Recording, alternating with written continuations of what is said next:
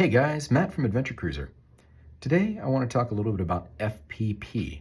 I'm sure you've seen FPP in eBay listings or people discussing it in different forums, but FPP in its simplest term stands for front panel programming. In essence, you're trying to turn a public safety radio into a ham radio.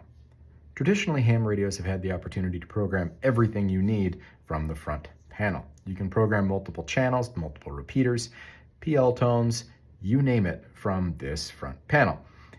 Historically, public safety radios have restricted that ability for a number of different reasons, and maybe it's just departmental or there are some safety arguments I could make.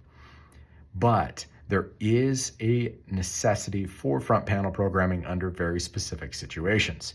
One of those situations is if you are an out-of-state wildland firefighter and you're coming to, say, California to fight a fire, and maybe you urgently need to get on one of the specific working frequencies. Now that's happening less and less because the Medusa cable between BK radios is really popular, and a lot of the interop pre-programming has been done already. But run with me. The idea was to enable specifically wildland firefighters to be able to reprogram the radio on the fly to match the incident needs. Now, like I said, most of these are blocked out. Most of these radios don't have that option. There are specific radios that look just like these that don't have FPP enabled. Now, how do you know if FPP is enabled or not on your radio? Well, remember we talked about flash codes. So you want to access the flash code, which is either under the battery on the back, or when you power the radio up, press the bottom button 5 times and it'll walk you through the serial number and all kinds of other stuff. That's the first way. The second is to see if it has FPP. Now, this is where the FPP mandate gets circumnavigated. They require a password. The password, by default, is very secure on a Motorola. It's okay.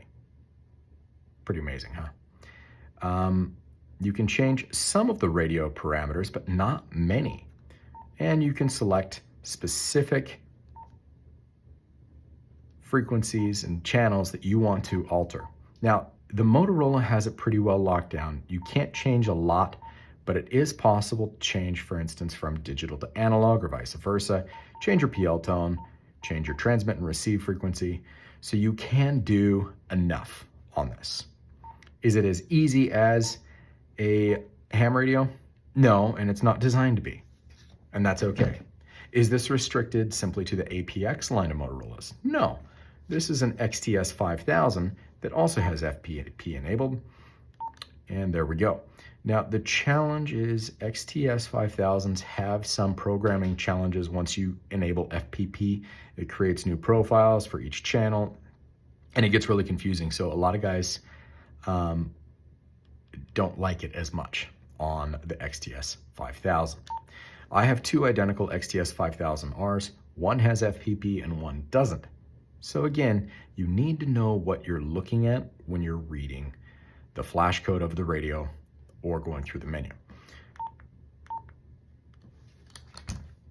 BK does it probably the best out of any radio I've seen, and it is very similar to how a ham radio works, but actually better. A ham radio in many cases is limited on its display, and so it will only have a certain number of characters available, and it uses its own abbreviated terms, which really make no sense to me, and that's frustrating.